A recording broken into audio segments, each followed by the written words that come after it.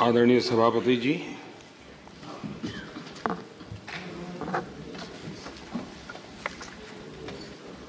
आदरणीय राष्ट्रपति जी के अभिभाषण पर धन्यवाद प्रस्ताव की विशद चर्चा इस सदन ने की है। करीब 38 माननीय सदस्य ने अपने विचार रखे हैं।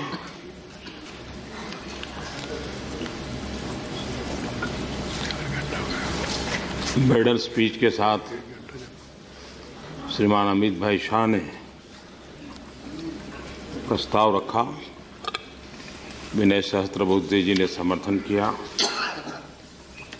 श्री राम गुलाम नबी आजाद जी, डीपी त्रिपाठी जी, प्रमोद तिवारी जी, सरदार बलवंत सिंह जी, नरेश अग्रवाल जी, कृष्णन जी, दिलीप कुमार टिक्की जी, संजय राउत जी, आनंद शर्मा जी, डेरेक ओबेरॉय जी, डी राजा, संजय सिंह, चंदू शेखर रॉय जी, टी.के. रंगराजन जी, टी.जी. वेंकट जी, अनेक सभी आदरणीय सदस्यों ने विचार रखे हैं। रोजगार हो, भ्रष्टाचार हो, किसानों की आमदनी की बात हो, विदेश नीति हो, सुरक्षा व्यवस्था हो, आयुष्मान भारत हो, ऐसे अनेक विषयों पर सबने अपने विचार रखे हैं।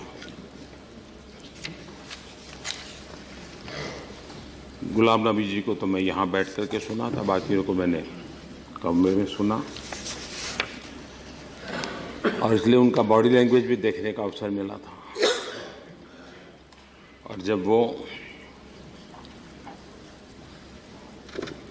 वंशवाद पर चर्चा कर रहे थे और एक परिवार को बचाने के लिए काफी कुछ कह रहे थे, जो कह रहे थे वो तो ठीक थे, लेकिन उस समय उनकी मासूमियत बड़ी अच्छी लग रही थी।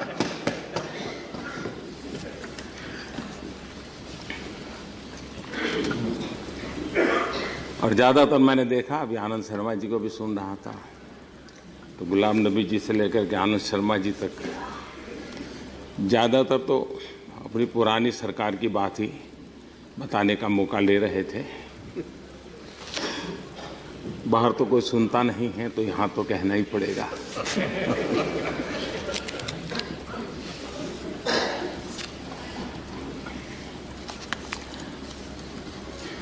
खैर, कांग्रेस पार्टी या किस राजनीतिक दल ने क्या करना चाहिए वो नहीं मुझे कुछ कहने का हक बनता है, नहीं मुझे।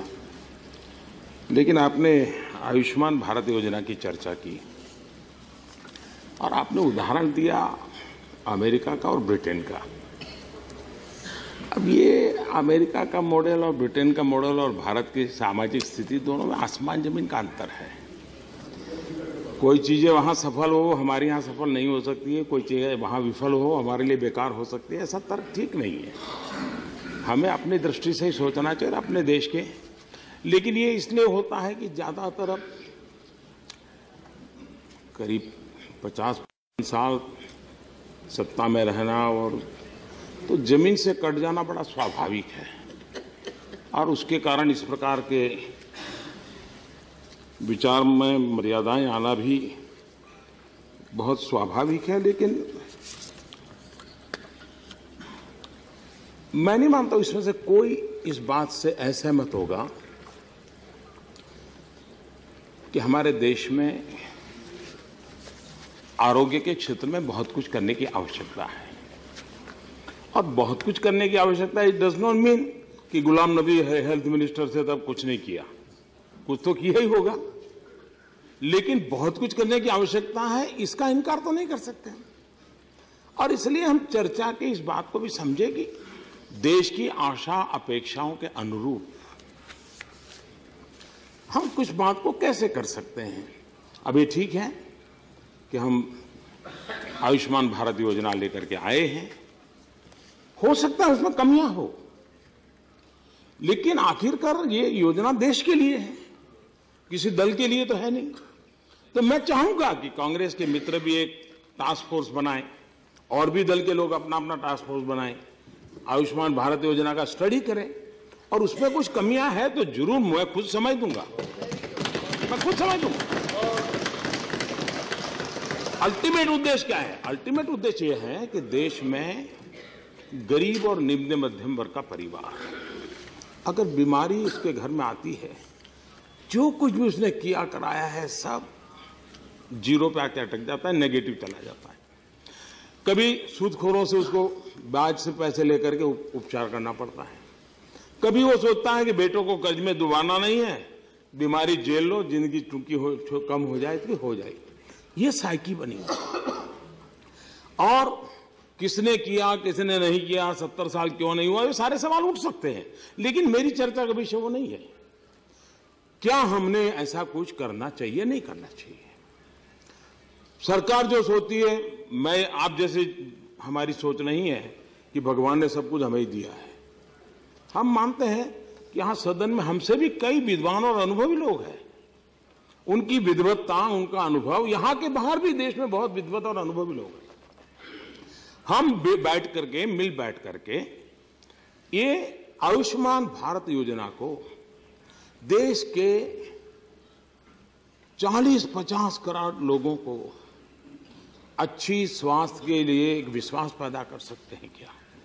और एक बार, और ये इंश्योरेंस स्कीम है और इसलिए मैं समझता हूं कि हम जानते हैं इंश्योरेंस में किस प्रकार की व्यवस्था होती है और इसलिए बजट के प्रोविजन वगैरह की चर्चा करके अटकने की आवश्यकता नहीं है, उस पहलू से हम भली भांति परिचित हैं। लेकिन देश का गरीब को इसका लाभ मिले और मैं नहीं मानता हूं यहां किसी को दिक्कत नहीं होनी चाहिए। हाँ, योजना लागू करने के बाद कुछ कमियां आई हो और ध्यान नहीं गया है और आलोचना के कहना वो ठीक है। अभी सुझाव के पीरियड पे है, एक योजना का प्राथमिक विचार प्रस्तुत हुआ है, हम मिलकर के उसको और अच्छा कैसे बनाएं, और इसलिए मैं तो चाहूंगा कि अच्छे सुझाव आने चाहिए।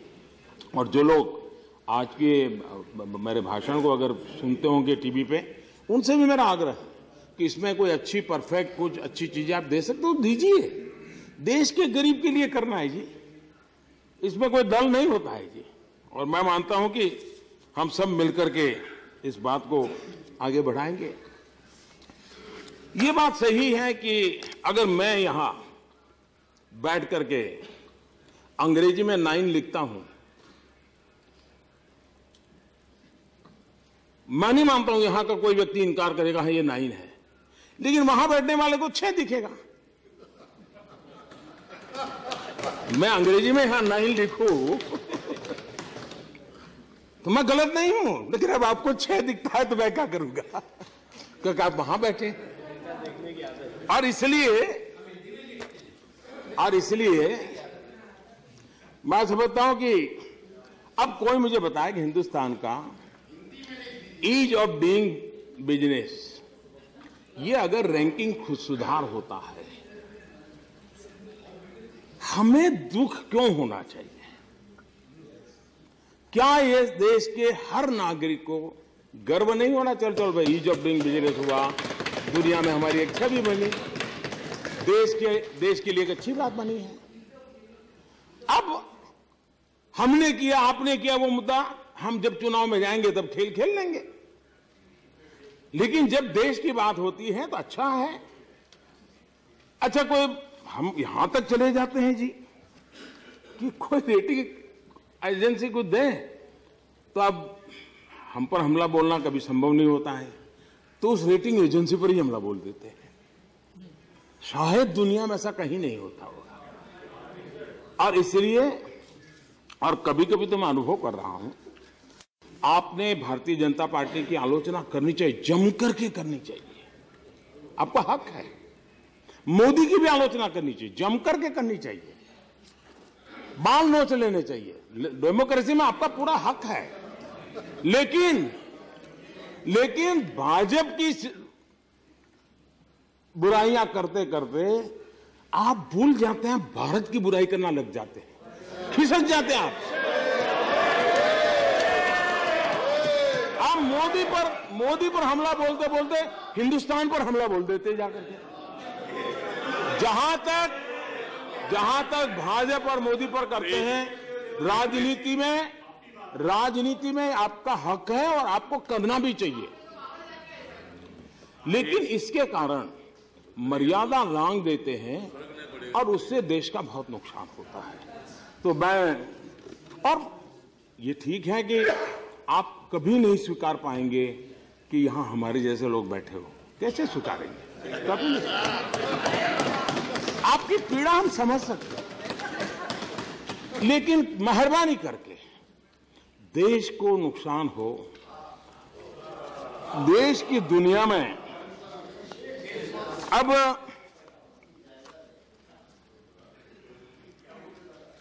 यहां पर एक विषय आया। अब राष्ट्रपति जी ने अपने भाषण में न्यू इंडिया की कल्पना की है। स्वामी विवेकानंद जी ने भी नए भारत की चर्चा की थी। महात्मा गांधी भी यंग इंडिया की बात करते थे। हमारे पूर्व राष्ट्रपति जी ने भी जब पद पर थे तब उन्होंने भी नए भारत की संकल्पना की बात कही थी। तो मुझे पता नहीं क्या परेशानी है, हमें न्यू इंडिया नहीं चाहिए। हमें तो हमारा वो भारत चाहिए, हमें पुराना भारत चाहिए। Please, I would request all the members not to make loose commentary while sitting. If anybody has got anything substantial, they can raise their hand and I will recognize and call them. Please do not disturb when the Prime Minister is addressing the House and also participating in a debate. We must show the maryada. हमें गांधी वाला भारत चाहिए। मुझे भी गांधी वाला भारत चाहिए, क्योंकि गांधी ने कहा था कि आजादी मिल चुकी है, अब कांग्रेस की कोई जरूरत नहीं है।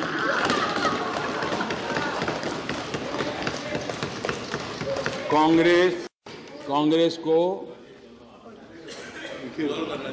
बिखेर देना चाहिए। ये कांग्रेस मुक्त भारत मोदी का विचार नहीं, गांधी का है। ये हम तो उस पद चिन्हों पर चलने का प्रयास कर रहे हैं।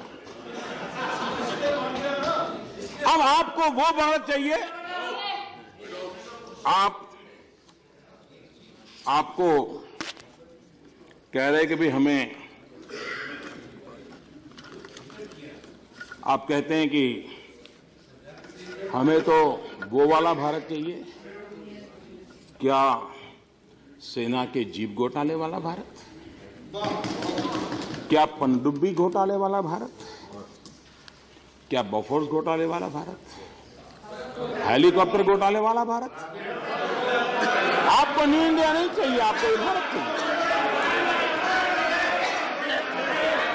आपको वो भारत चाहिए, इमरजेंसी वाला, आपातकाल वाला, देश को जेल खाना बना देने वाला, जयप्रकाश नारायण, मोरारजी भाई देसाई लोगों को जेल में बंद करने वाला, देश के लाखों लोगों को जेल में बंद करने वाला इमरजेंसी वाला भारत चाहिए। ये चाहिए आपको भारत? लोकतांत्रिक अधिकारों को छीन लेना, देश के अखबारों पर ताले लगा देना, ये भारत आपको चाहिए? आपको कौन सा भारत चाहिए? वो भारत कि बड़ा पैर गिरने के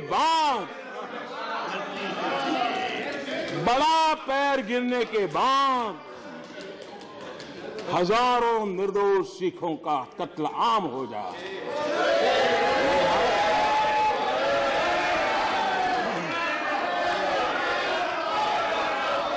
आपको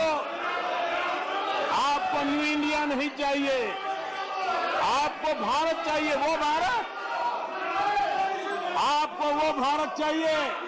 Please sit down. Please sit down. आपको वो भारत चाहिए।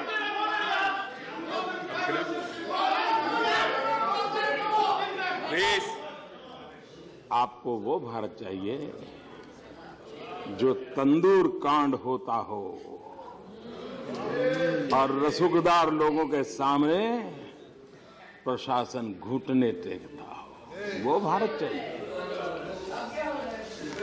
हजारों लोगों की मौत का गुनहगार विमान में बिठा करके विमान में बिठा करके उसे देश के बाहर ले जाया जाए। ये आपको भारत चाहिए?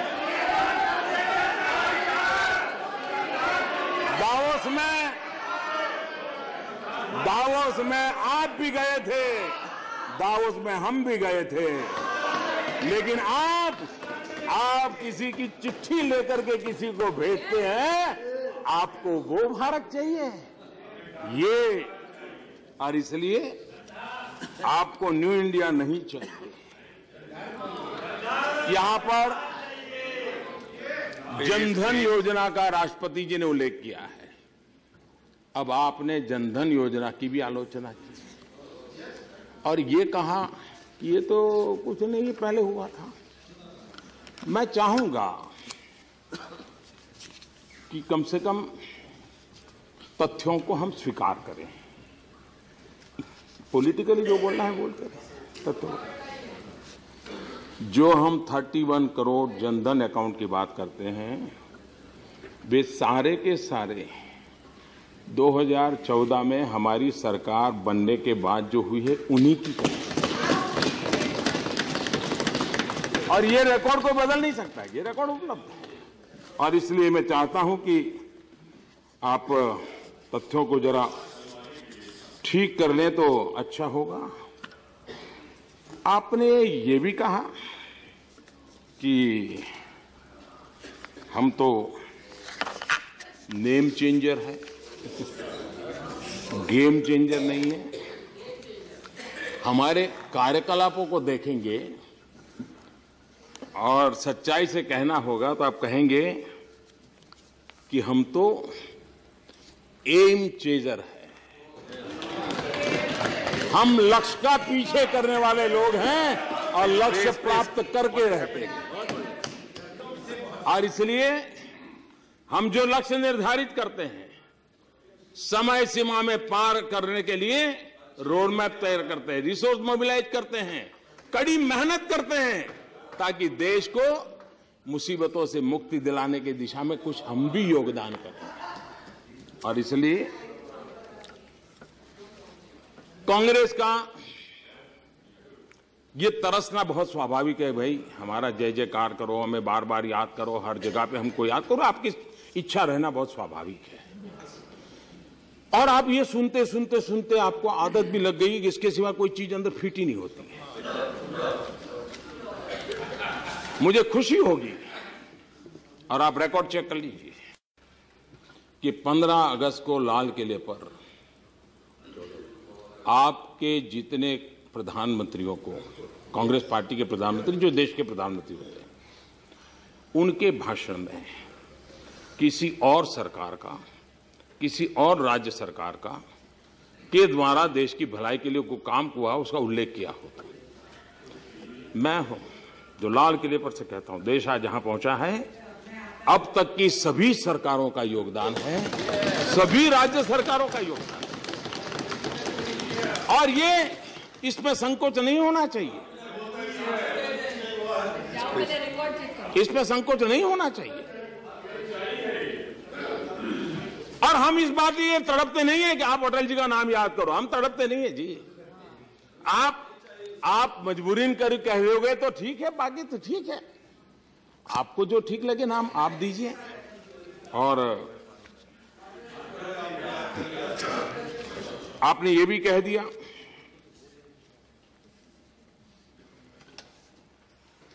2014 के पहले जो कुछ भी हुआ सब आपके खाते में। क्रेडिट लेने की बड़ी इच्छा हो रही है और आपके नियम भी बड़े कमाल के हैं। जब हम छोटे थे, गांव में क्रिकेट खेलने वालों को देखते थे तो छोटे छोटे बच्चे खेलते थे और बाद में हम देखते थे एंड में झगड़ा होता था। तो हमें बड़ा आश्चर्य होता, क्यों, अभी तो खेल रहे थे, लड़ रहे। तो फिर देखा तो उनके एक नियम होता था, जिसके हाथ में बैट होता था वो बैटिंग करता था और जैसे ही वो आउट होता था, नहीं बस मैं चलता हूं। आप लोग भी यही है कि आवत चंद्र बैटिंग आप ही को मिलेगी क्या?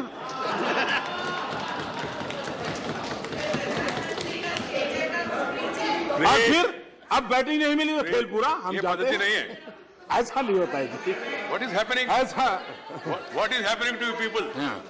You are all honorable members. You are supposed to listen the other side, and afterwards, if you want to say something, अब you will get an आप opportunity. आधार की बात आती है तो आप कहते That हैं is your कि this thing expectation. काम हमारा और आप क्रेडिट ले रहे हो। अच्छा है अगर आप ये कहते हैं तो, लेकिन आपको ये याद रहना चाहिए और मैं चाहूंगा 7 जुलाई 1998 इसी सदन में, और सभापति जी उस समय इस सदन के सदस्य थे, तो 7 जुलाई 1998 को उन्होंने एक सवाल पूछा था एज ए मेंबर, और तब के गृह मंत्री श्रीमान लालकृष्ण आडवाणी जी ने जवाब दिया था इसी सदन में, और उस जवाब में उन्होंने कहा था multipurpose national identity cards will also be used for issuing passports, driving licenses, ration cards, healthcare, admission in educational institution, employment in public-private sector, life and general insurance, as also for maintenance of land records and urban property holdings. आधार का बीज यहाँ है।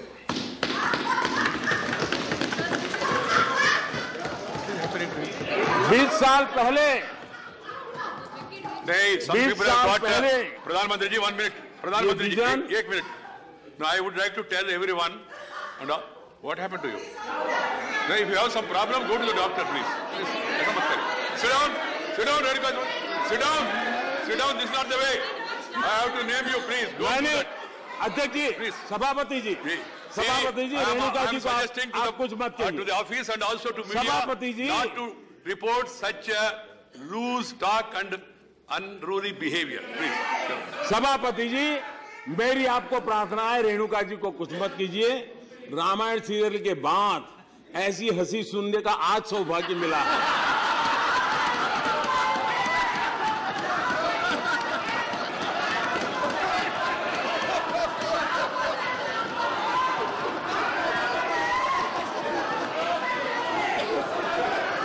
Control your members, please.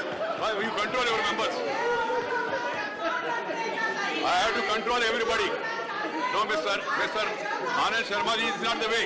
This unruly behavior cannot be appreciated. And the entire country is watching us. We should not become a laughing stock of the country. कोई हंसे तो अच्छा नहीं है, हंसना नहीं है। लोग हंस रहे हैं वो देखना है हमको देख के। Please. 20 Nothing साल will go on पहले ये विजन 20 साल पहले ये विजन अटल बिहारी वाजपेयी का था,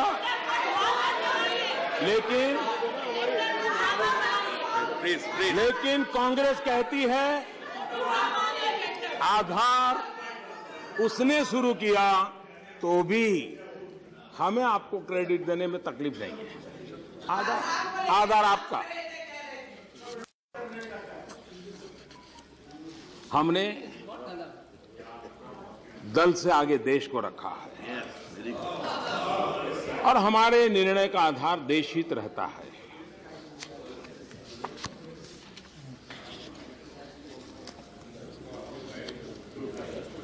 आज क्रेडिट लेने के लिए आप बेताब हैं, बहुत स्वाभाविक है।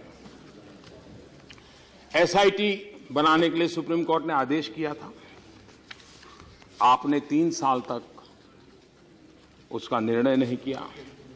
ये क्रेडिट आप ही को जाना चाहिए। और हमने पहला एसआईटी गठन किया, लेकिन आप कह सकते हैं कि तो हमारे सामने समय विषय आया था। काले धन के खिलाफ कार्रवाई करने का क्रेडिट भी कांग्रेस स्वीकार कर ले। कांग्रेस ने 28 साल तक बेनामी संपत्ति कानून को लागू नहीं किया,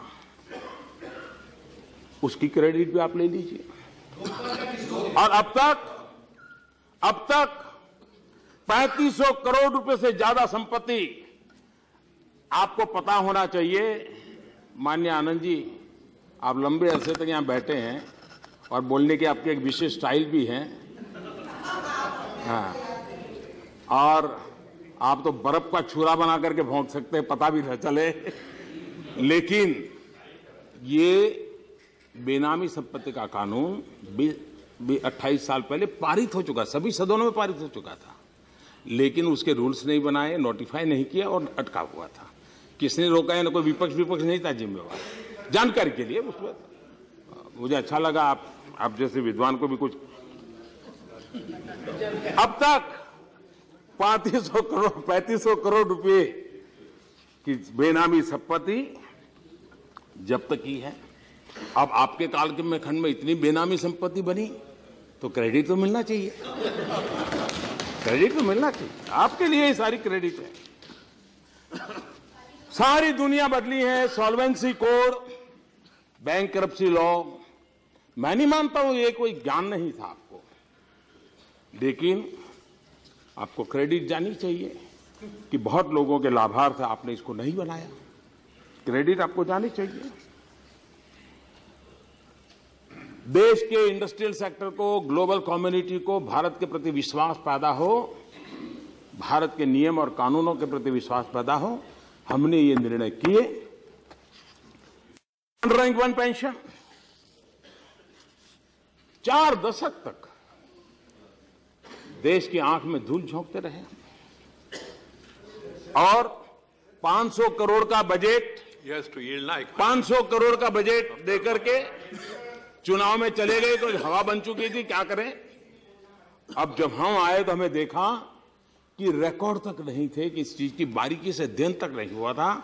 और जब हमने ये लागू किया, 11,000 करोड़ रुपए की जरूरत पड़ी। 11,000 करोड़, अब 500 करोड़ से कैसे देते? तो अब ये सारी क्रेडिट आप ही को जाएगी। जीएसटी के लिए मध्य रात्रि को समारोह हुआ, कांग्रेस ने इसका बहिष्कार किया। सभी दल आए और आपको ये लगा कि कहीं ये हमारे को क्रेडिट मिल जाएगी। और आप मानो या ना मानो, ये आप जो कुछ भी कर रहे हो, जीएसटी के संबंध में इसकी जितनी नेगेटिविटी है वो आपके खाते में जमा हो रही है और होती रहेगी और देश के दिमाग में फिट हो जाएगा। आप लोग सोचिए कि ये क्रेडिट कोई ले न जाए इसकी चिंता, और खुद की क्रेडिट मिलती रहे। अब नीम कोटिंग की बात आई, आपकी तरफ से कहा गया हमने शुरू किया था। देखिए, चीज आप आधी अधूरी शुरू करके छोड़ दें और आप उस पर कैप लगा दें, इससे आगे नहीं जाना है, तब उस योजना का लाभ होने से नुकसान ज्यादा होता है। आखिरकार नीम कोटिंग के पीछे 2 विषय थे जो आपको भी ज्ञान था। एक, यूरिया की ताकत में वृद्धि होती है, इसलिए किसान को कम यूरिया से काम चल सकता है। दूसरा, क्वालिटेटिव चेंज आता है ताकि उत्पादन में वृद्धि होती है, ये मानी हुई बात थी। और दूसरा, यूरिया किसानों के पास जाने के बजाय ये कारखानों में चला जाता था, बिल किसान के नाम पे पड़ता था, सब्सिडी किसान के नाम पे कटती थी और चला जाता था कारखानों में। अगर 100% नीम कोटिंग होता है तो ये किसी कारखाने में काम नहीं आएगा, आपको भी पता था। 35% करने के बाद 65% का दरवाजा किसके लिए खुला रखा? ये क्रेडिट मैं किसको दूं? और इसलिए मैं समझता हूं कि 100% के पीछे हम लगे। इतना ही नहीं, इंपोर्टेड जो यूरिया आता है उसको भी आने से पहले उसका नीम कोटिंग होता है। ये इसलिए कि, और उसी का परिणाम है कि आज यूरिया की कोई किल्लत नहीं होती है। वरना मैं जब मुख्यमंत्री था, मुझे हर बार 2-3 चिट्ठी प्रधानमंत्री को यूरिया के लिए लिखनी पड़ती थी।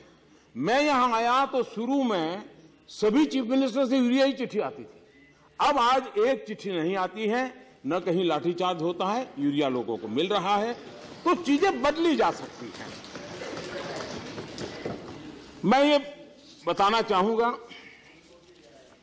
कभी कभी राजनीति इतनी हावी रहती है, और ये बात है कि बार बार चुनाव का नतीजा है कि योजना पूरी बनी हो न बनी हो, हम पत्थर जड़ देते हैं, फीता काट देते हैं, तख्ती लगवा देते हैं। और उसका परिणाम क्या हुआ? आप देखिए, हमें रेलवे के बजट में घोषणाएं बंद करनी पड़ी। अभी तो रेलवे का बजट मंजूर हो गया, लेकिन क्यों? जब मैंने देखा कि पुरानी सरकारों ने 1500 से ज्यादा ऐसी रेलवे की योजनाएं घोषित कर दी थी जिसको बाद में कोई देखने वाला ही नहीं, ऐसे ही हो गई घोषित। उस दिन हाउस में तालियां पड़ गई, किसी अखबार में छप गया, उस एमपी ने घर जाकर के माला पहन ली, बात पूरी हो गई।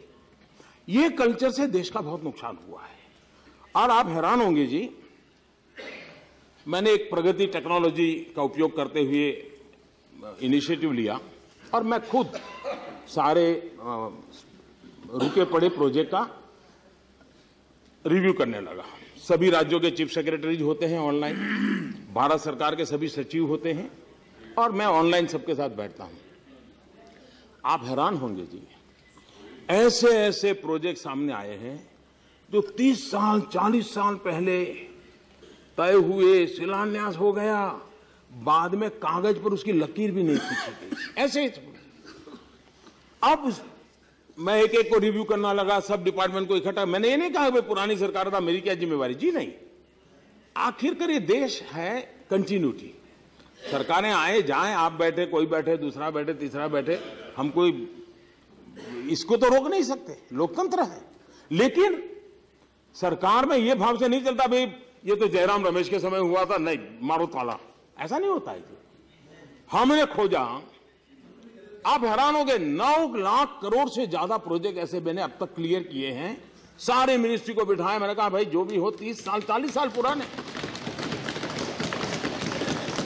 अब यही प्रोजेक्ट उस समय हो गया होता तो शायद कुछ हजार करोड़ों में हो जाता, लेकिन आज 9 लाख 10 लाख करोड़ के प्रोजेक्ट बन गए जी।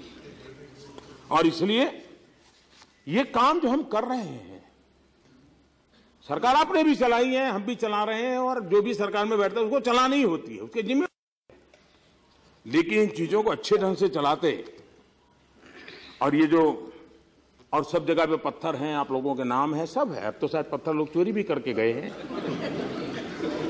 लेकिन क्रेडिट सब आपको जाता है, योजना है आपकी है जी। अब यहां हमारे आजाद साहब ने फूड सिक्योरिटी बिल की बात कही और डेट के साथ बोले। मैं आपसे, कोई भी पूछेगा जी, आपने जो डेट दी, हम तो उसके बाद आए, 1 साल बाद आए। 1 साल में आपने क्यों लागू नहीं किया? और आपने सुप्रीम कोर्ट का हवाला देते हुए पूछा कि सुप्रीम कोर्ट ने पूछा। आपको पता होना चाहिए कि केरल जहां आपकी सरकार थी उसने इसको स्वीकार नहीं किया था, सुप्रीम कोर्ट ने डंडा मारा था, लेकिन अब आप वो भी हमारे सर पर डाल देते हो। आपने करना चाहिए था। और मैं मानता हूं कि जो हम निर्णय करें उसको पूरा करने की तैयारी के साथ करना चाहिए।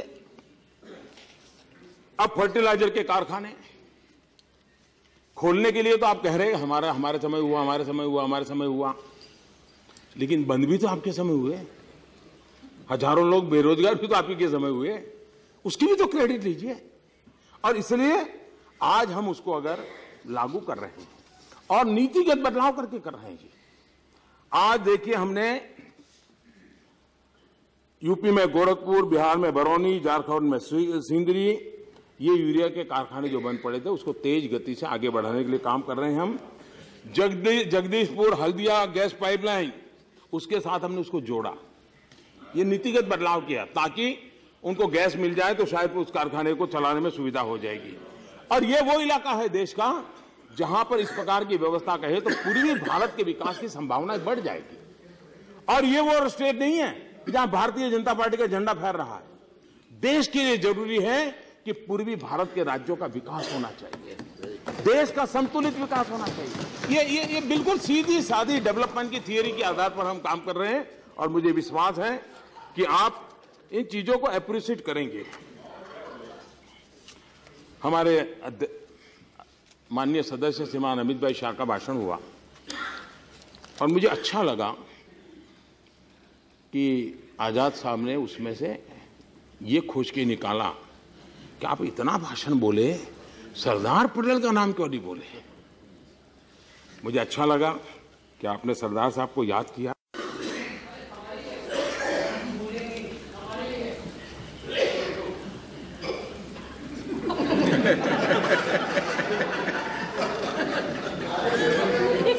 अभी अभी गुजरात में चुनाव हुए थे। उस चुनाव में हमारे बाबू भाई बैठे हैं यहाँ, सरदार पटेल कांग्रेस पार्टी के हर लिटरेचर में सरदार साहब थे। मुझे इतना अच्छा लगा, चलो बहुत सालों के बाद ये भी दिन आया।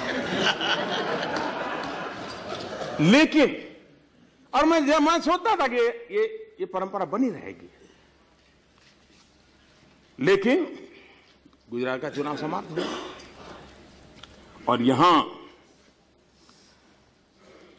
आपके पार्टी का कार्यक्रम था।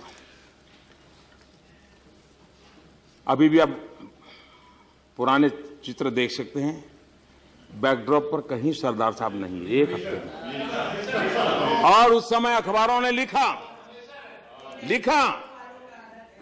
कि एक सप्ताह के बाद ही आपके यहां कार्यक्रम हो रहा है और सरदार साहब गायब है।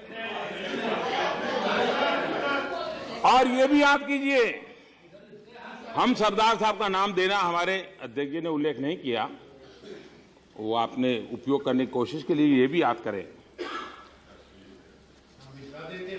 कि सरदार साहब को और बाबा साहब आंबेडकर को भारत रत्न कब मिला, इतना समय बीच में क्यों चला। और इसलिए आप चर्चा करें, आरोप करें, और ये राष्ट्रपति जी के अभिभाषण के बाहर का विषय था, लेकिन फिर भी आपने उठाया तो अच्छी बात है, उठाया। लेकिन जब आप इसे उठाते हैं तो चार उंगलियां खुद के तरफ होती हैं, ये आप न भूलें। यही मेरा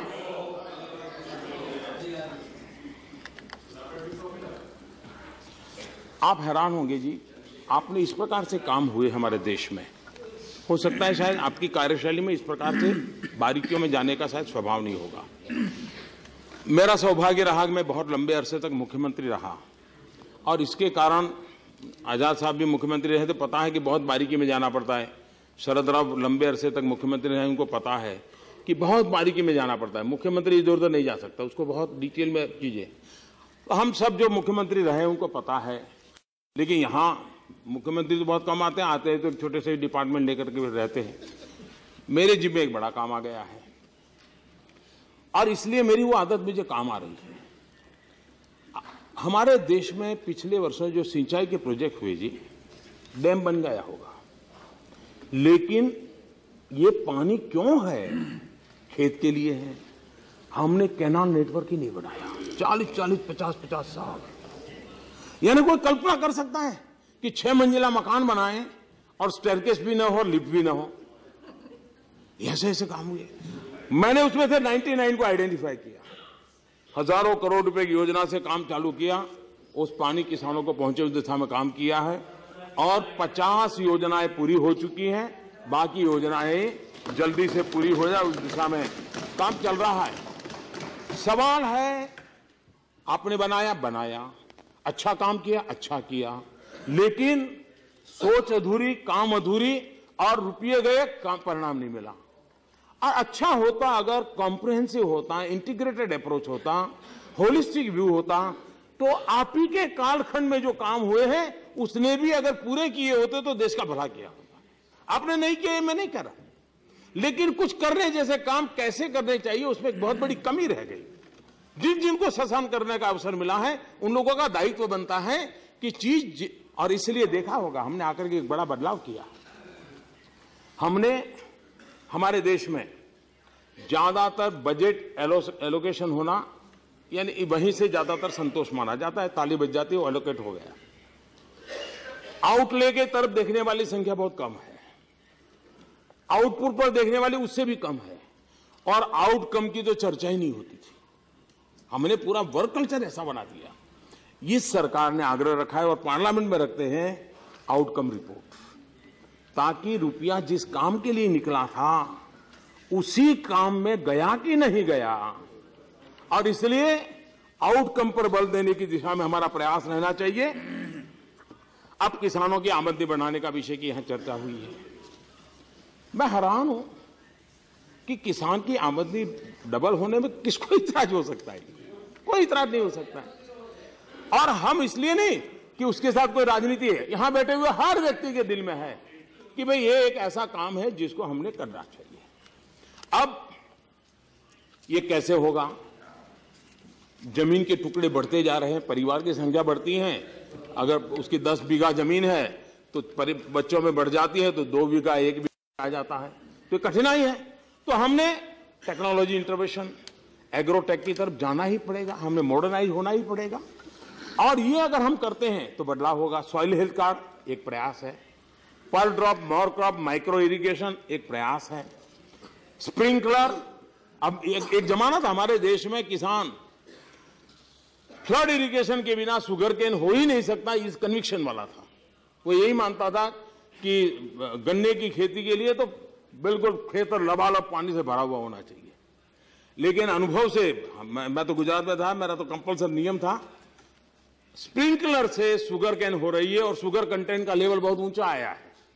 अब धीरे धीरे देश भर में तो पानी बचेगा। अब ये ऐसे कई प्रयोग है। पहले अब हमें सबको मालूम है, केले की खेती जो करते थे, केले की खेती करने वाला, केले का फल मिलने के बाद वो जो उसका थड़ खड़ा रहता है उसको निकालने के लिए उसको पैसा देना पड़ता था। एकड़ पर 5,000, 10,000, 15,000 खर्चा आता। हमारे यहाँ एक एग्रीकल्चर यूनिवर्सिटी का काम दिया और केले के थड़ में से उसने फाइबर बनाया और फैब्रिक्स बनाया और कपड़े बनाए और बहुत बढ़िया क्वालिटी के कपड़े बन रहे हैं। इतना ही नहीं, जहां सूखी भूमि है वहां अगर उसको काट करके डाल दिया तो 90 दिन तक बिना पानी वहां पेड़ पौधे आगे बढ़ सकते हैं। अब आज जो वेस्टेज था वो वेल्थ में क्रिएट हुआ और आज उसको लेने के लिए लोग आते हैं और उसका 10,000, 15,000 रुपए एकड़ का दे रहे हैं। हमारे देश में एग्रीकल्चर का जो वेस्ट है उसी पर हम बल दें तो भी हम उनकी इनकम में मदद कर सकते हैं। और देश में भी अब शुगर, हमारे यहां शुगर ज्यादा हो जाए तो भी किसान मरेगा, कम हो जाए तो भी किसान मरेगा। शुगर ज्यादातर किसानों के द्वारा चली हुई फैक्ट्रियां हैं। अब हमने इथेनॉल 10% कर दिया और उसके कारण जिस समय ये प्रेशर आएगा, कारण कि शुगर के मार्केट पर ग्लोबल इंपैक्ट रहता है, तो इथेनॉल पर डाइवर्ट करेंगे तो किसान को सुरक्षा की संभावना होगी। हमने किसान संपदा योजना ली, हमें मालूम है लाखों करोड़ों रुपया हमारा इसलिए बर्बाद हो रहा है कि खेत से लेकर के मार्केट तक की चेन हमें कई वीक पॉइंट है, इंफ्रास्ट्रक्चर के वीक पॉइंट है। हमारा बीज से बाजार तक का पूरा एक कॉम्प्रिहेंसिव अप्रोच होगा, तब जाकर के प्रयास होगा। और इसलिए हम उस दिशा में काम कर रहे हैं। और मैं मानता हूं कि इनाम योजना हो, करीब इनाम योजना अभी तो प्रारंभ हुआ है। कई राज्य हैं जिन्होंने अभी भी अपने एपीएमसी एक्ट में बदलाव करना चाहिए, नहीं किया है। लेकिन करीब करीब 36,000 करोड़ रुपए का कारोबार इनाम के ऊपर किसानों ने ऑनलाइन बिक्री करके किया है। 36,000 का कारोबार अपने आप में बड़ा होता है और एक शुभ शुरुआत है। वो मैं समझता हूं काफी आगे जाए। हमें वैल्यू एडिशन पर जाना पड़ेगा।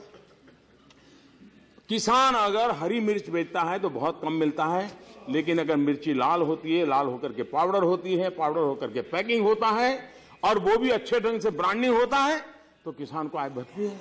हमने वैल्यू एडिशन पर भी जाना होगा। हमारे किसान की अलाइड एक्टिविटी, आज खेत के अंदर सोलर एनर्जी का फार्म जोड़ा जा सकता है, किसान की आय बढ़ा सकता है। सोलर पंप उसकी बिजली भी पैदा कर सकता है, सोलर पंप चला सकता है, डीजल का खर्चा कम कर सकता है, बिजली का खर्चा कम कर सकता है और वो बिजली राज्य सरकारें खरीद भी सकती है, तो उसका एक बहुत बड़ा खर्चे का कमी होगी। आज हमने बांबू 90 साल से, आपका दोष नहीं है, 90 साल से कानून बना दिया कि ये तो ट्री है, कोई काट नहीं सकता है, जबकि सारी दुनिया में बांबू घास है। अब ये आपने करना चाहिए कि चलो क्रेडिट आपको जाता है। हमने सोचा, हमने उठाया, आज हमने बांबू को ग्रास की कैटेगरी में रखा। आज किसान अपने खेत के बॉर्डर पे बांबू की खेती कर सकता है। बांबू की खेती से उसकी फसल को कोई नुकसान नहीं है, वो अतिरिक्त है। और बांबू, आज हिंदुस्तान हजारों करोड़ का बांबू इंपोर्ट करता है। हम दियासली के लिए बांबू बाहर से लाते हैं, पतंग के लिए बांबू बाहर से लाते हैं, अगरबत्ती के लिए बांबू बाहर से लाते हैं। एक छोटा सा निर्णय है कि किसान की आय बढ़ाने की ताकत रखता है। हमारा किसान मधुमक्खी, अब मैं हैरान हूं जी, मधुमक्खी के क्षेत्र में कितना काम हो सकता था, हम उसको नहीं कर पाए। मैं हैरान हूं क्यों नहीं कर पाए। इन दिनों हमने 4 वर्ष में 11 integrated bee keeping development centre खड़े किए हैं और शहद के उत्पादन में 38% इंक्रीज हुआ और ये शहद अब दुनिया के बाजार में जाने लगा है। और सबसे बड़ी बात जिस पर हमें ध्यान देने की जरूरत है, आज दुनिया होलिस्टिक हेल्थ केयर की तरफ चली है, दुनिया इको फ्रेंडली लाइफ की तरफ कॉन्शियस हुई है और उसके कारण केमिकल वैक्स के बजाय बी वैक्स की मांग बढ़ रही है। हमारा ये हनी बी का काम इतनी बड़ी मात्रा में बी वैक्स को बल दे सकता है कि जिसके कारण आने वाले दिनों में हम बहुत बड़ा ग्लोबल मार्केट कैप्चर कर सकते हैं और हमारा किसान साइड में एक पेड़ के नीचे काम करके कर सकता है।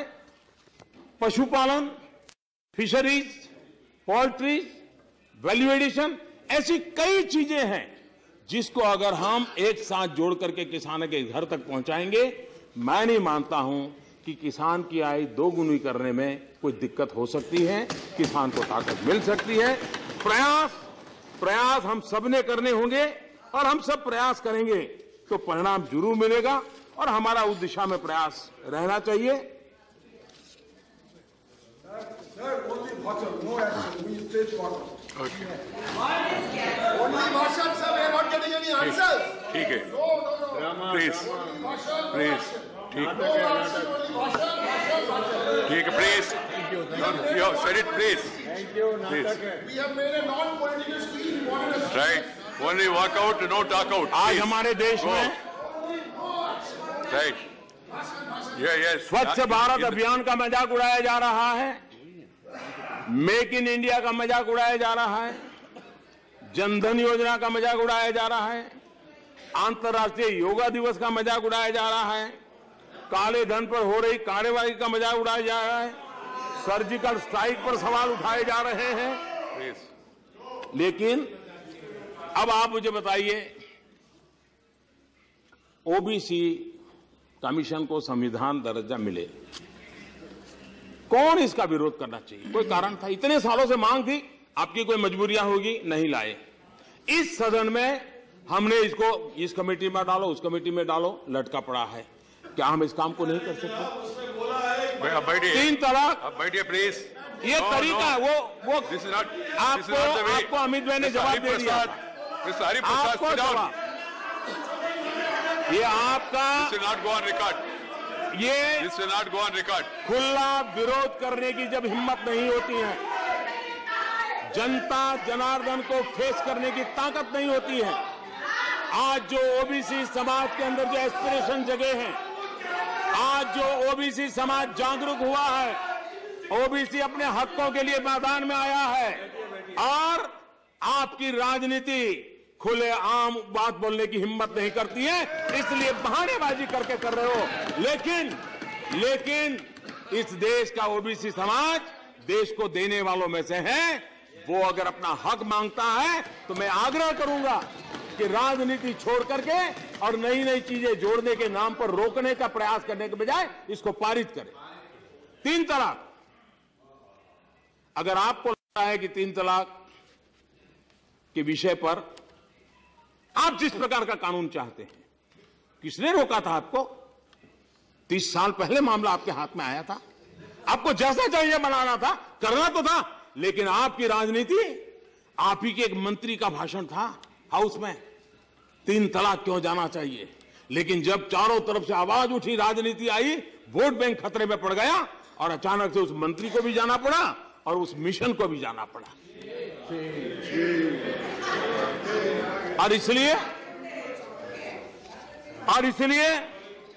और जो कारण दिए जा रहे हैं, हिंदुस्तान के हर क्रिमिनल कानून के अंदर जहां सजा है, जो लॉजिक दे रहे हैं लागू हो सकता है कि भाई उसने किसी की हत्या की, घर का इकलौता बेटा है, 30 साल की उम्र है, बूढ़े माँ बाप है, अब उसको जेल जाने का कानून क्यों बनाया?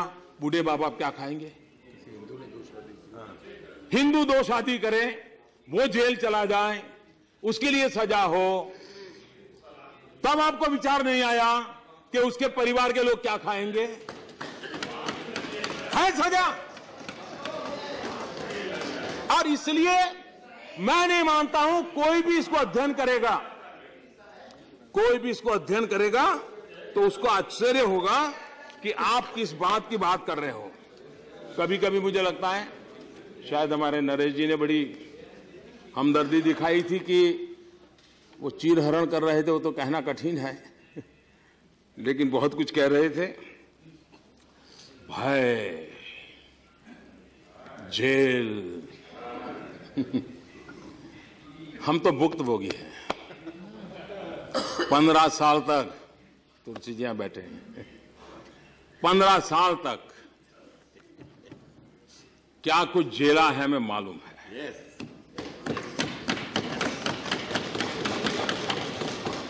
लेकिन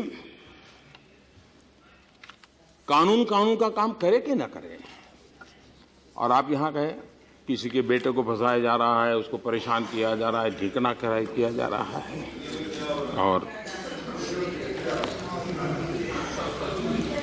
क्या मैं समझता हूं कि इस प्रकार की बातें करना कानून का उपहास कर रहे हैं कि नहीं कर रहे हैं लोग? कानून तय करेगा क्या होगा। और इसलिए मुझे जब आप कहते हैं मदद करो, ऐसे से मदद करो। एक कवि दुष्यंत कुमार की कविता के शब्द हैं,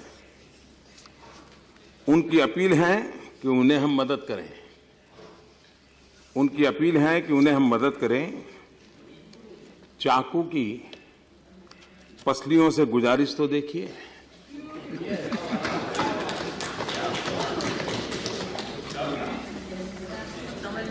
महिलाओं पर अत्याचार, मैं नहीं मानता हूं महिला पर अत्याचार ये कांग्रेस, बीजेपी, डिगली पार्टी, फलानी पार्टी का विषय है।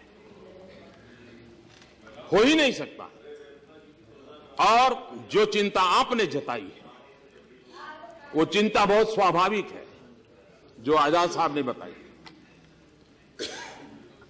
और इसलिए मैंने हिम्मत की थी लाल किले पर से कहने की कि बेटियों के लिए तो बहुत कुछ कहा जाता है, लेकिन कोई तो पूछो बेटा शाम को देर से घर क्यों आता है? कोई तो पूछो बेटा कहां जाता है, किसको मिलता है? कोई तो चिंता करे कि बेटों को भी तो संस्कार करने की जरूरत है। क्या हम सब एक स्वर से उन माताओं को झकझोर नहीं सकते, उन पिताओं को झकझोर नहीं सकते, उस शिक्षकों को नहीं झकझोर सकते कि आखिर किसी न किसी का तो बेटा है जो किसी बेटी के ऊपर अत्याचार कर रहा है? किसी का तो बेटा है। क्या हम सब एक स्वर में इस विषय पर समाज, और आखिरकार ये सामाजिक दूषण है, और उसमें जितने ज्यादा हम मिलकर के करेंगे। और इसलिए मैं चाहता हूं कि हमने इन सारी चीजों में उज्ज्वला योजना, महिला सशक्तिकरण का एक बहुत बड़ा काम, लेकिन हमने भी ये सोचना होगा। और मैं तो चाहूंगा, मैं इस सदन से माध्यम से देश के स्टार्टअप वालों से खास आग्रह करूंगा, क्लीन कुकिंग ये हम मिशन मोड में काम देश में करना चाहिए। और हो सके तो सोलार आधारित नए ऐसे चूल्हे इनोवेट हो, ऐसे इनोवेशन हो ताकि गरीब को खाना पकाने का एक नया पैसा खर्चा ना हो और गैस ट्रांसपोर्टेशन के खर्चे भी बच जाएं और अपने ही घर में सोलार की व्यवस्था हो और आधुनिक ऐसे इनोवेशन से चूल्हे बन सकते हैं। क्लीन कुकिंग ये हमारे समाज जीवन के एनवायरमेंट के लिए, उन महिलाओं के स्वास्थ्य के लिए आवश्यक है। और ये कोई राजनीतिक एजेंडा के कार्यक्रम नहीं है, देश हित के काम है। हम मिल बैठ करके इसको आगे बढ़ाएं। अब वहां चर्चा हुई कि स्वच्छ भारत की एडवर्टाइजमेंट का खर्चा इतना हुआ। मैं चाहता नहीं हूं किसी को बुरा लगे ऐसी कुछ बात बताने के लिए, लेकिन आप सरकार में रहे हैं, आप सार्वजनिक जीवन में जीते हैं। शौचालय, स्वच्छता ये विषय जितनी मात्रा में इंफ्रास्ट्रक्चर का इश्यू है उससे ज्यादा बिहेवियरल इश्यू है, आदत का विषय है। और इसलिए दुनिया में इस विषय के अध्ययन करने वाले हर किसी ने ये कहा है, आप जब सरकार में थे तब भी इसी पर फोकस था कि जब तक बिहेवियरल चेंज नहीं आता है इसमें ब्रेक थ्रू नहीं होता है। अब एडवर्टाइजमेंट जो है वो सरकार के कार्यक्रमों की जगमगाहट नहीं है, बिहेवियरल चेंज के लिए छोटी छोटी घटनाओं को लेकर के लोगों को शिक्षित करने का काम हो रहा है। और ये कहने से पहले हम ये न भूलें कि इस गरीब आदमी के पैसों से, खजाने में आए हुए पैसे परिवार के कुछ लोगों के जन्मदिन पर अखबारों में एक एक पेज की एडवर्टाइजमेंट छपा करती थी। कितने रुपये, देश का हिसाब लगा दीजिए, एक ही परिवार के लोगों के जन्मदिन पर कितने एडवर्टाइजमेंट के रुपये खर्चे हुए, चौंक जाएंगे। और ये बिहेवियरल चेंज के लिए है और हम सबको प्रयास करना पड़ेगा। आपकी भी जहां राज्य सरकारें हैं उनको भी आप कहिए कि बिहेवियरल चेंज के लिए बजट अलॉट करें, लोगों को शिक्षित करें। ठीक है, आप अभी बैठ जाइए प्लीज। ठीक है, बैठ जाइए। नहीं please, this is not going on record. Where you wasting your energy? Where is setting up plan president? Please, when nothing is going on record, why should you waste your energy सभापति जी and set up a bad precedent? It's a bad precedent. सभा हमारे It's a bad precedent, please. हमारे राष्ट्रपति जी ने It's a bad precedent, please. It's bad precedent. 100 times it is bad precedent. हमारे राष्ट्रपति जी ने Interrupting a speaker and steadily getting up without the permission of the chair is a bad precedent. Yes, afterwards. Using the you यहाँ word पर also understand.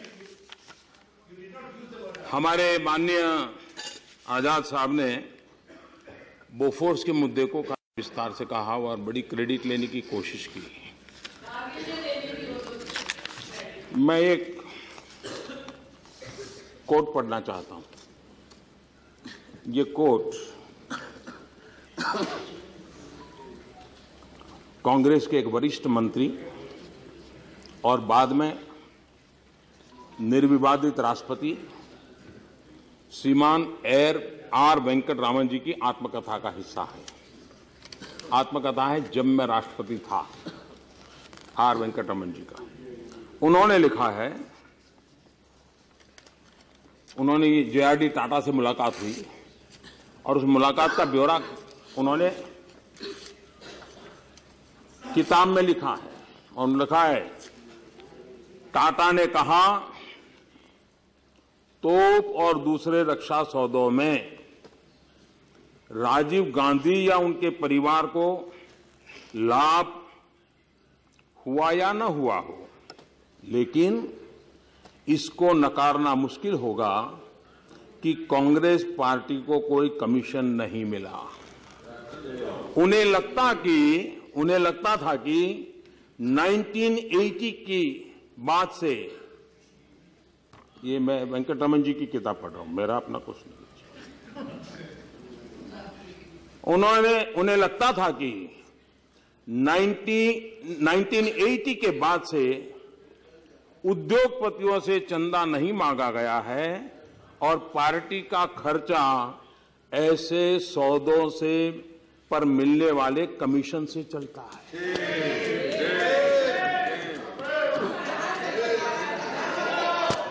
और इसलिए ये तो are Venkataraman जी थे, बड़े वरिष्ठ नेता रहे आपके और राष्ट्रपति थे। यहां पर कभी परिवारवाद की बात आई तो बड़ा दुख हुआ और नुकसान हुआ, गुस्सा भी होता है, बहुत स्वाभाविक, क्योंकि मैं नहीं चाहता हूं आप में से किसी की राजनीति को चोट पहुंचे। मैं नहीं चाहूंगा। लेकिन आप ही के एक महाशय जिनका मीडिया में रिपोर्टेड चीज है, उन्होंने क्या कहा, सल्तनत gone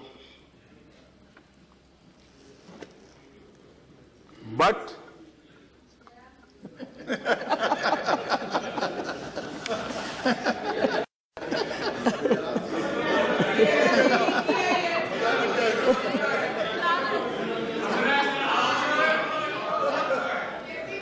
we behave like sultans. सुल्तानी तो गई, लेकिन हम अभी भी सुल्तान की तरह बिहेव कर रहे हैं। मैं जयराम रमेश जी के इस खुलेपन के लिए तो बधाई देता हूं।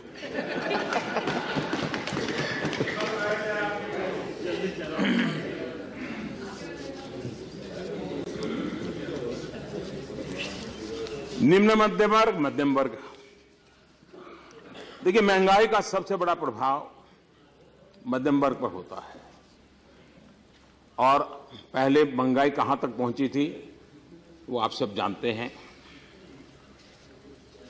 हमने कोशिश की है कि महंगाई 2 से 6% के बीच नियंत्रित रखें। अगर जिस तेजी से, जिस क्रम से महंगाई बढ़ रही थी, इसी क्रम से चलती तो आज मध्यम और निम्न मध्यम वर्ग का जीना कितना मुश्किल हो जाता, ये आप कल्पना कर सकते हैं। इन कदमों से उनके जीवन को सुरक्षित करने का काम, मध्यम वर्गीय परिवारों को बचाने का काम हमने किया है।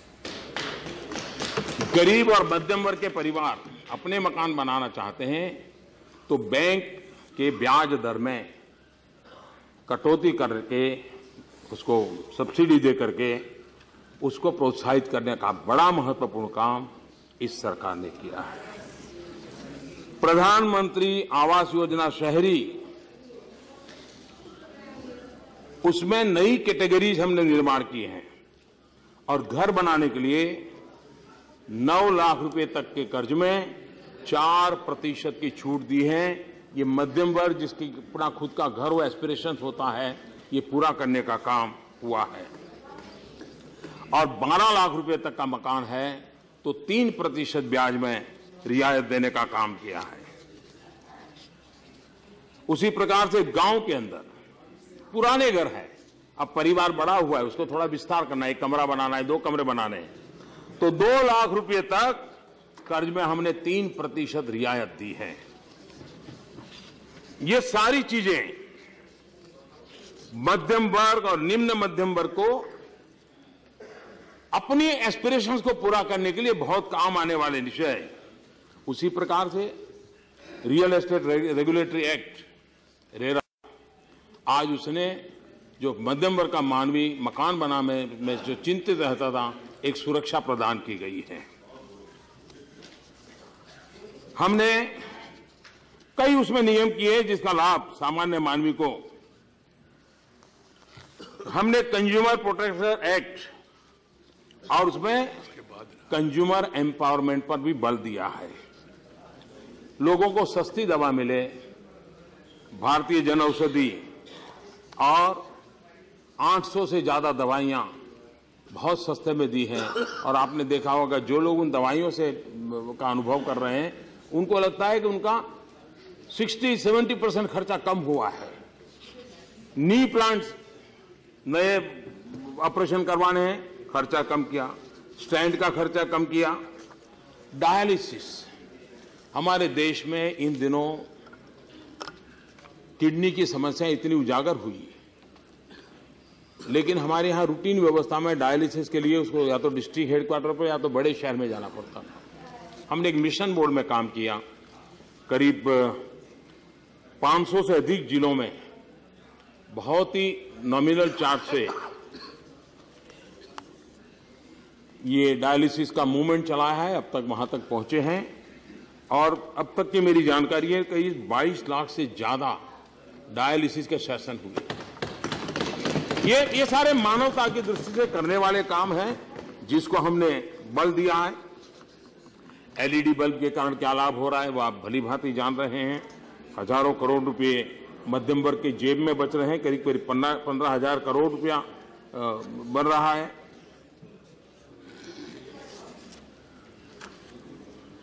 एक विषय राष्ट्रपति जी ने अपने भाषण में कहा है और मेरा उस विषय में मत है कि कोई सरकार का काम नहीं है। और न ही ये किसी दल का काम है। देश की जिनकी चिंता है ऐसे सब लोगों का काम है और इस सदन में बैठे हुए हर किसी का काम है और सबका बराबर काम है। और वो विषय राष्ट्रपति जी ने स्पर्श किया। पहले प्रणब दा राष्ट्रपति थे तब उन्होंने भी उल्लेख किया था और पहले भी कई लोगों ने इस विषय पर अपने विचार रखे हैं और वो है लोकसभा और विधानसभा के चुनाव साथ करवाना। ये ठीक है, राज्यसभा में जो आते हैं उनको ये चुनाव की आपाधापी क्या होती है, जो लोकसभा और राज्यसभा दोनों करके आए उनको क्या है, दो पता है। कुछ लोग पराजित होकर के बाद में राज्यसभा पहुंचते हैं, वो उनको भी उस अनुभव है क्या कठिनाई रहती है। लेकिन कभी सोचना होगा कि एक स्वस्थ परंपरा, क्योंकि भारत का लोकतंत्र काफी मैच्योर हुआ है, हम सब हिम्मत करके एक स्वस्थ परंपरा की दिशा में हम जा सकते हैं क्या। और मैं चाहता हूं 1967 तक ये चला है, लोकसभा विधानसभा साथ हुए, लगभग 1967 तक ये चला है। उसमें एक आध दो शायद अपवाद हो सकते हैं, लेकिन चला है और उस समय कोई तकलीफ किसी को हुई नहीं। लेकिन बाद में किसी न किसी राजनीतिक कारणों से असंतुलन पैदा हुआ और आज हम देखते हैं एक चुनाव आया, पूरा हुआ, दूसरे की तैयारी हो जाती है, दूसरा पूरा हो, तीसरा, और उसका दबाव केंद्र सरकार पर, राज्य सरकारों पर रहता है। फेडरल स्ट्रक्चर के अंदर जो एक सुखद एटमॉस्फेयर होना चाहिए। चुनाव के 4-6 महीने हम समझ सकते तू मैं चल जाए, लेकिन 4-4.5 साल तो कम से कम हम मिल बैठ करके देश के लिए काम कर सके, हमारी पूरी शक्ति काम में लगे, उस दिशा में हमने काम करना चाहिए। और मैं चाहता हूं कि उस दिशा पर एक व्यापक चर्चा हो। और आप देखेंगे अब जब लोकसभा का चुनाव होगा तो 4 राज्य उसके साथ हैं, आंध्र, तेलंगाना, अरुणाचल और उड़ीसा। कठिनाइयां क्या है वो हम भली भांति जानते हैं। 2009 में करीब 1000 करोड़ खर्चा हुआ लोकसभा के चुनाव में। 2014 में ये करीब 4000 करोड़ पहुंचा, 1000 से 4000। इतना ही नहीं, 2014 के बाद जो असेंबली के चुनाव हुए उसमें अब तक करीब 3000 करोड़ खर्चा हुआ। अब ये हम कल्पना कर सकते हैं, भारत जैसा देश जहां गरीबों के लिए बहुत कुछ पहुंचाना अभी हमारी जिम्मेवारी है, और हम चुनावों के अंदर हमारे यहां 1 करोड़ से ज्यादा लोग 9,30,000 पोलिंग स्टेशनों पर उनकी ड्यूटी लगती है। बहुत बड़ी मात्रा में सिक्योरिटी फोर्सेस चुनाव प्रबंधन में ही लगे रहते हैं। सिक्योरिटी के मसले, नई नई चैलेंज उभरती जाती है और हमारा फोर्स बस उसी काम में लगा रहता है। ये पक्षापक्षी से परे का विषय है, देश हित के विषय में। हो सकता है इसमें मतभेद भी हो, लेकिन तर्क की चर्चा तू मैं से ना हो, एक प्रामाणिक पवित्रता से हम बहस करें, मिल बैठ के कोई रास्ते खोजें, और मुझे लगता है कि हम इसको आगे बढ़ाने में सफल हो सकते हैं। हमने बहुत ऐसे निर्णय किए हैं जो बहुत दुनिया के देशों को अजूबा लगता है, इतनी पार्टियां और ऐसा निर्णय हो सकता है, लेकिन यही सदन में बैठे हुए लोगों ने भूतकाल में किए हैं, श्रेष्ठ निर्णय किए हैं, आने वाली पीढ़ियों को लाभ करने वाले निर्णय किए हैं। मैं समझता हूं फिर एक बार दोनों सदन में बैठे हुए सभी महानुभावों के सामने एक बड़ा सौभाग्य प्राप्त हुआ है कि हम इसको करें। माननीय सभापति जी, कई विषयों पर सभी महानुभावों ने कई विषय कहे हैं। राष्ट्रपति जी का अभिभाषण अपने आप में एक पूर्ण अभिभाषण है। दिशा क्या है, गति क्या है, इरादे क्या है, और सामान्य मानवीय के हितों की दिशा में हम कैसे आगे बढ़ रहे हैं, उसका एक जितनी समय सीमा रहती है उसमें खाका रख सकते हैं, वो रखने का उन्होंने प्रयास किया है। हम सब सर्वसम्मति से आदरणीय राष्ट्रपति जी के अभिभाषण को स्वीकृति दें और धन्यवाद प्रस्ताव पारित करें। इसी एक अपेक्षा के साथ मेरा समर्थन देते हुए मैं अपनी वाणी को समाप्त करता हूं। बहुत बहुत धन्यवाद। धन्यवाद मंत्री जी। मांडवरे जी।